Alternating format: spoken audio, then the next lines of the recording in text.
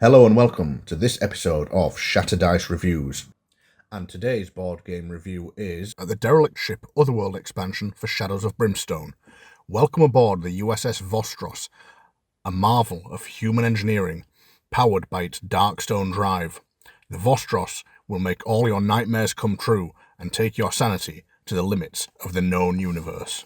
The Derelict ship is a really fun expansion for Shadows of Brimstone, putting your heroes into what is essentially a sci-fi haunted house in space setting. The aliens inspiration is on full display here, as all sorts of nasty little creatures will haunt you across the decks of the Vostros and sometimes burst out of the floor grates in an effort to pull you into the depths. This is one of the main new mechanics featured in the Derelict ship. These broken grate tokens can turn even the easiest fight into a true nightmare. When instructed to place these on the board, they will basically act as a spawn point, bringing more enemies into the battle. To finish the fight, you will have to get to the grate and seal it off, which involves rolling a bunch of sixes. Then, kill anything left on the board. This is unfortunately an example of artificial difficulty at its worst, where the only extra challenge they actually bring is how many sixes can you roll. Roll enough, and you can end the fight. While this does add to the theme and can make for a great tense moment once in a while, these grates have a habit of popping up a bit too often. Honestly, I'm not a big fan of them. The Derelict ship also brings with it the stunned condition. Stunned is a new condition inflicted by some enemies and weapons. If a hero or enemy has any number of stun tokens on them, they receive a -1 to their defense, and will have a chance to discard each of them on a dice roll. This means that the more stun tokens a target has on them, the higher the chance they will be stunned for multiple turns. Having a weapon with the stun ability is pretty useful, especially against enemies with a lot of health. It can be a near-death sentence for a hero such as the Gunslinger, who already has a low defense value. The Derelict ship also comes with some interesting mechanics, like this Void token, that, when placed on the board, has a chance of sucking in enemies and heroes. Well, that's about it for rules. Let's take a look at the map tiles and encounters. The map tiles for the Derelict ship are some of my favourites.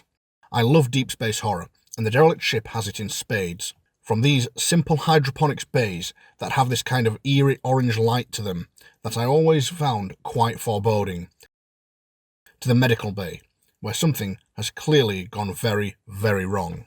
Each tile absolutely drips with atmosphere. Everything is dark and gloomy. Who knows how long this ghost ship has been adrift in space? It's also worth pointing out that some of the spaces on these tiles have this thick white line that denotes a change in elevation. Essentially, if two spaces are separated by one of these borders, they block movement but not line of sight.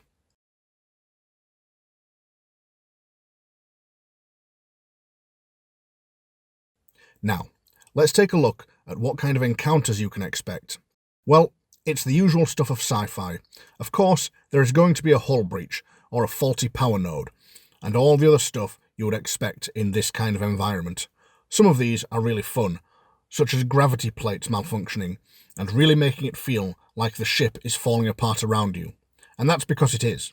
You will be spending a lot of time trying to repair stuff on the Derelict ship, as both encounters and sometimes mission objectives. But if you can survive your stay on the doomed vessel and get back home, the rewards are all the sweeter, as the Derelict ship comes with some of the game's most sci-fi artifacts. Want a blaster pistol for your gunslinger? It's here. A space shotgun for the nun? You got it, sister.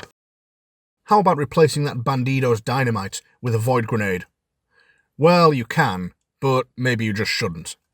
The concept of cowboys in space is so silly, but so much fun. But now let's get to what this expansion really brings to the table.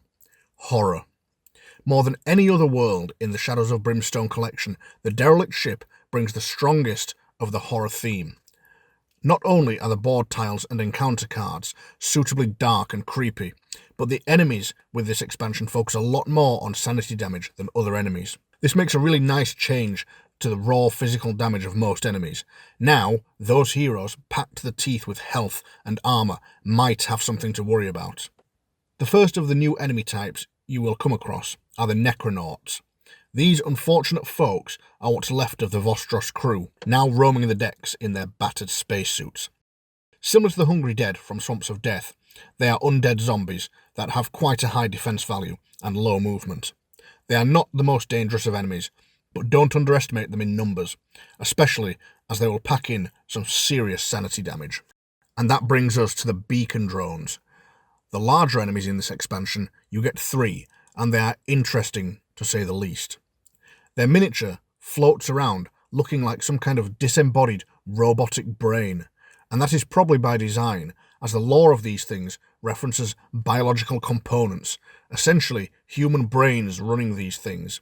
The beacon drones have gone insane after the years being isolated aboard the derelict ship. One of the interesting things they do is how they inflict damage. No hero is safe from their mind-bending influence.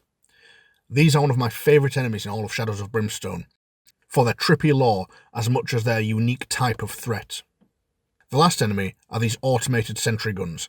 They don't move, but they really don't need to, with the amount of shots they fire. They can be quite deadly, but they are a bit bland, just huge static guns that blast you. I think Flying Frog missed a trick here, not letting heroes reprogram them mid-battle to help mow down the hordes of Necronauts. Well, that's about it for what's in the box. Now let's take a look at the good, the bad, and the ugly. The good. The intense horror theme is what really makes this expansion. It executes this theme almost perfectly, from its dark and brooding map tiles, through its encounters, and all the way up to its terrifying enemies, and their special rules that really chip away at characters' sanity. The beacon drones deserve a special mention on this list. I just find the idea of these drones with human brains driven insane by their countless years in the void a harrowing concept. The artwork itself is great. If you love pulp sci-fi, you will love these map tiles. I'm biased here, as the derelict ship, while not my favourite expansion, is my favourite theme, so it gets extra points here. In keeping with that, I love the range of artefacts from the derelict ship. Trade me those spurs and six-shooters for a heavy vac suit and a blaster pistol any day. The bad. Those broken grates. I really don't like the artificial difficulty of those things. Having to roll multiple 6s is just annoying. Even if it's a test where I have to roll multiple 6s, I can then pick the character best suited to the task based on their skill value. Other than that, I really have nothing bad to say about the derelict ship. The ugly. It's the same old story here, just those fiddly extra rules that are hard to keep track of. There is also a fixed map adventure with the derelict ship that is ridiculously massive. The first time I played this adventure, I had to split the map into 2 halves to fit it on my old gaming table. Overall, I really love this expansion. It is my bias showing, but I'm going to have to say I highly recommend this one.